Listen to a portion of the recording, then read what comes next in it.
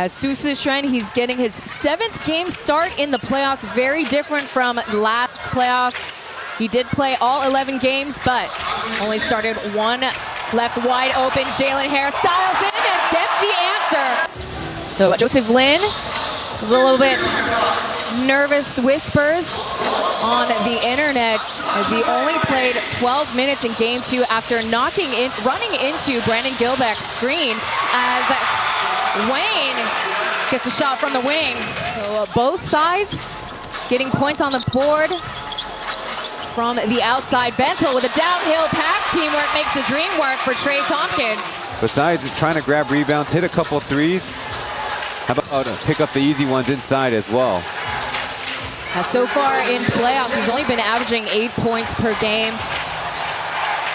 A very accurate shooter from the outside as Joseph Lin in playoffs. Yeah, and I got to correct myself. Bentel leads the team with 3 steals per game. He does a lot with those deflections on the pass. Makes it hard. You see Washburn catching all the way from the outside.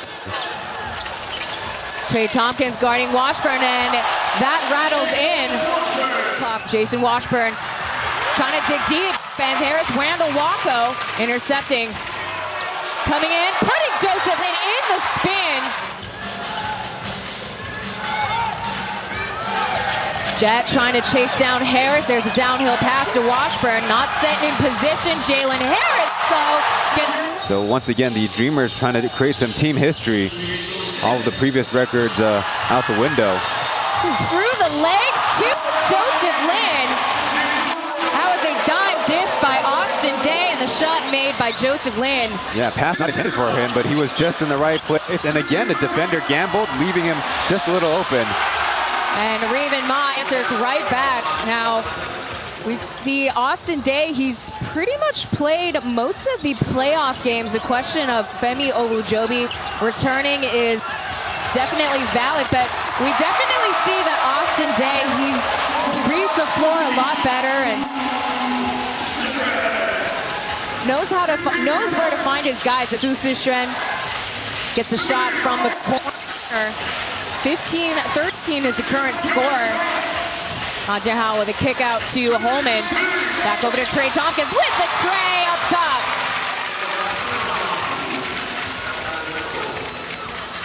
Like I said, Tompkins has got a pretty good stroke from the outside. So if he can nail a couple down as a good counter to the way that the Kings like their bigs to shoot, be a good chance. From the parking lot, Jalen Harris. 28 points in wins and 55% from the field, but in losses, 12 points, 27%. There's a fadeaway between the 2 former teammates. Trey Tompkins is in the 2-piece. The defensive rebounds, that was kind of an issue to begin the game for the New Taipei Kings against the Dreamers in game 2. Yeah, we saw the pregame notes how the Dreamers, they've managed to only average 13 turnovers per game. So easy on him. Back out to Jalen Harris from the parking lot again. And in, score now 28-26.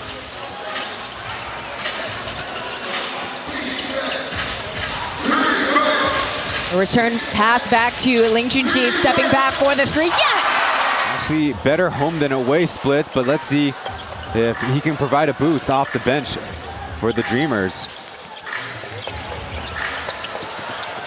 It's downhill pass to Jason Washburn, fighting tough for the and one. Because that's a cylinder issue, but with that exact bump, that exact contact, that's a offense invading the defender cylinder. And just like that, that's already Dreamers' 3. In the mid-range as well. Harris now has 14 points on the scoreboard. Shot clock at 5 seconds. Threading the needle, Bentel over to Trey Tompkins. This time around, Dreamers running horn offense. There's a downhill for Trey Tompkins this time instead of Bentel. And there's the coast-to-coast pass to Lee Cayenne. Poetry in motion for New Taipei Kings. The beginning of March, there's a hook pass out to Austin Day. All day for Austin Day. Eric Holman trying to beat the clock there. Trying to go off of a entry pass on Sushi.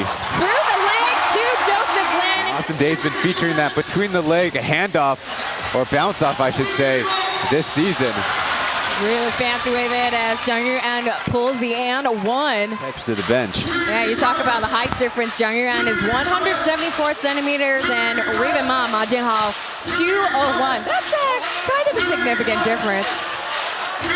Here's Bentel with a roll in. Picking up his own rebound. Gets the leftovers off the glass. Shaking off Riven Ma, trying to punish the rim. And he'll take the bank shot. Washburn comes in charging for that rebound. Lingyanting playing point. There's a downhill pass to Joseph Lin.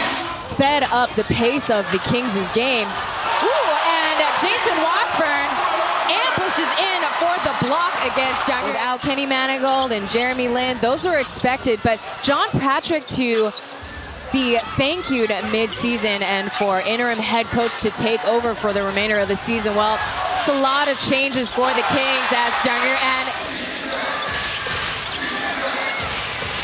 6 seconds. Not a lot of movement. Here comes Bentel and Eric Holman from the baseline, punishes the rim for the jam. Yeah, easy block for Walko though, where JJ basically just walking into a trap. Yeah, you didn't even have to jump for it. There's the catch and shoot for Trey Tompkins. Close but no cigar. Randall Walko will pick up the two-piece. The game continues on at Jinyoza, waiting for the trailers. From the corner, shaking up Bento for the jumper. So nice, you gotta say his name twice. That's how we get started in the third quarter. Looking the wrong way. Randall Walko is wide open on the left. Here comes the races. Joseph Lin finishes the coast-to-coast lay-in and... Oh, they do have those. All right, well, we'll take a look later. There's a turnover and a touchdown for Bentel. As we see now, the Dreamers are only behind by 1 point. Cayenne, contested shot, hitting nothing but net.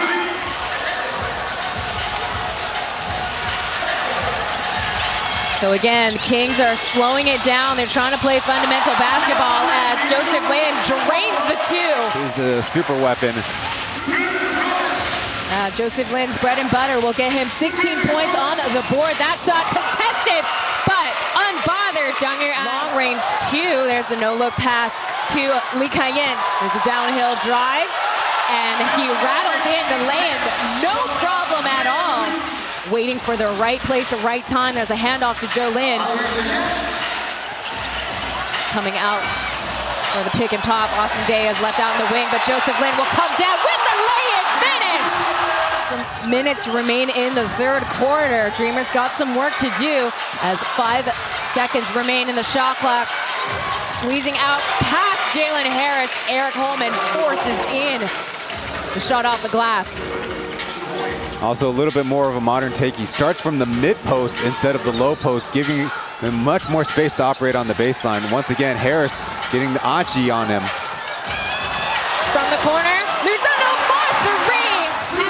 That was a assist made by Lingyanting coming off of the bench, and Jalen Harris knocks it down from downtown.